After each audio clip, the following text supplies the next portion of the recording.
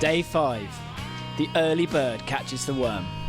Christian Maurer is up at first light, working hard to maintain his lead.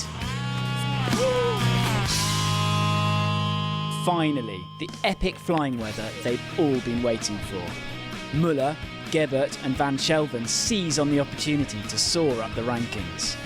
And what stunning scenery to do it in. Soon everyone is specking out, riding high in the strong thermals. In this tight race, many athletes fly together. They help each other find lift over the vertical limestone cliffs. Then they split, taking different routes as they fly west towards Switzerland.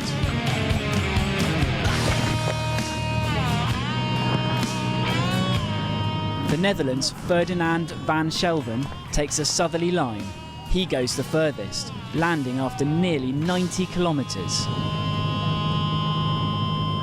Finally, I can fly, and I hope I can go to the turn point 13.